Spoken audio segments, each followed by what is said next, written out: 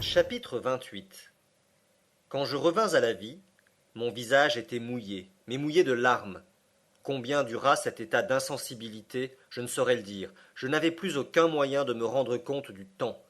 Jamais solitude ne fut semblable à la mienne, jamais abandon si complet. Après ma chute, j'avais perdu beaucoup de sang, je m'en sentais inondé. Ah.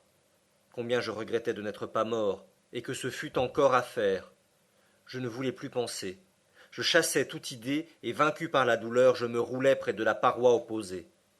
Déjà je sentais l'évanouissement me reprendre, et avec lui l'anéantissement suprême, quand un bruit violent vint frapper mon oreille.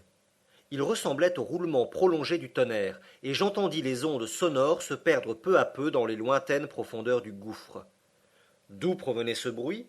De quelque phénomène, sans doute, qui s'accomplissait au sein du massif terrestre, l'explosion d'un gaz, ou la chute de quelque puissante assise du globe.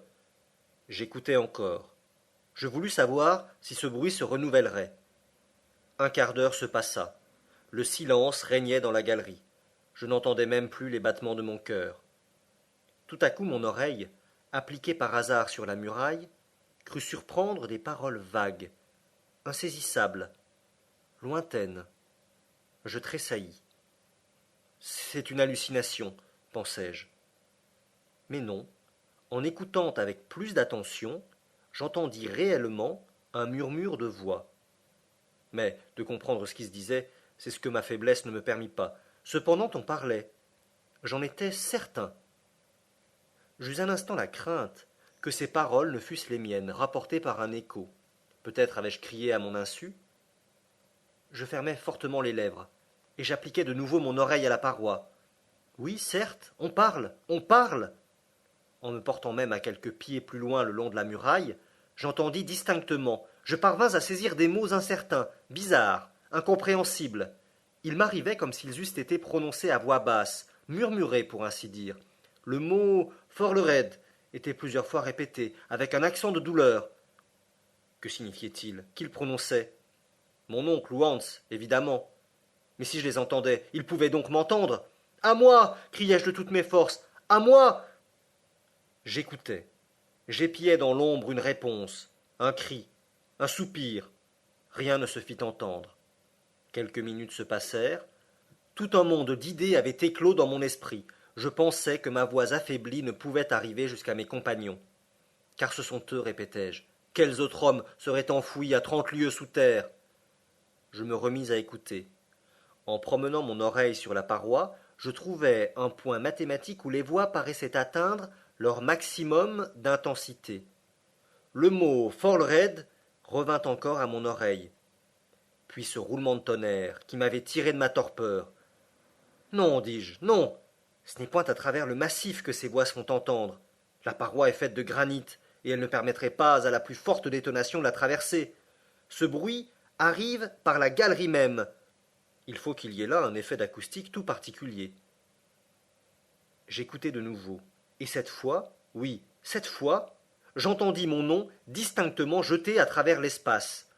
C'était mon oncle qui le prononçait. Il causait avec le guide, et le mot Forlred était un mot danois. Alors je compris tout. Pour me faire entendre, il fallait précisément parler le long de cette muraille qui servirait à conduire ma voix comme le fil conduit l'électricité. Mais je n'avais pas de temps à perdre. Que mes compagnons se fussent éloignés de quelques pas, et le phénomène d'acoustique eût été détruit. Je m'approchai donc de la muraille, et je prononçai ces mots aussi distinctement que possible. Mon oncle Lidenbrock. J'attendis dans la plus vive anxiété. Le son n'a pas une rapidité extrême. La densité des couches d'air n'accroît même pas sa vitesse. Elle n'augmente que son intensité. Quelques secondes, des siècles, se passèrent, et enfin ces paroles arrivèrent à mon oreille. Axel? Axel, est-ce toi? Oui, oui, répondis-je. Mon enfant, où es-tu? Perdu dans la plus profonde obscurité.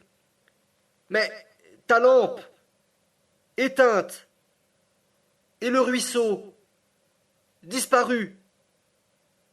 Axel, mon pauvre Axel, reprends courage. Attendez un peu, je suis épuisé, je n'ai plus la force de répondre, mais parlez-moi. Courage, reprit mon oncle. Ne parle pas, écoute-moi. Nous t'avons cherché en remontant et en descendant la galerie. Impossible de te trouver. Ah, je t'ai bien pleuré, mon enfant. Enfin, te supposant toujours sur le chemin du Hansbach, nous sommes redescendus en tirant des coups de fusil. Maintenant, si nos voix peuvent se réunir, pur effet d'acoustique, nos mains ne peuvent se toucher. Mais ne te désespère pas, Axel. C'est déjà quelque chose de s'entendre. Pendant ce temps, j'avais réfléchi. Un certain espoir, vague encore, me revenait au cœur. Tout d'abord, il y avait une chose qu'il m'importait de connaître. J'approchai donc mes lèvres de la muraille, et je dis Mon oncle. Mon enfant, me fut-il répondu après quelques instants. Il faut d'abord savoir quelle distance nous sépare. Cela est facile. Vous avez votre chronomètre? Oui. Eh bien, prenez-le. Prononcez mon nom en notant exactement la seconde où vous parlerez. Je le répéterai dès qu'il me parviendra, et vous observerez également le moment précis auquel vous arrivera ma réponse. Bien, et la moitié du temps compris entre ma demande et ta réponse indiquera celui que ma voix emploie pour arriver jusqu'à toi. C'est cela, mon oncle. Es-tu prêt? Oui.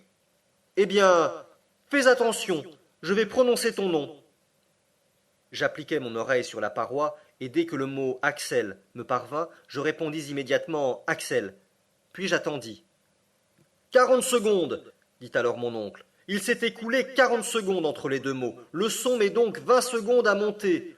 Or, à 1020 pieds par seconde, cela fait 20 400 pieds, ou 1 lieue et demie et un huitième.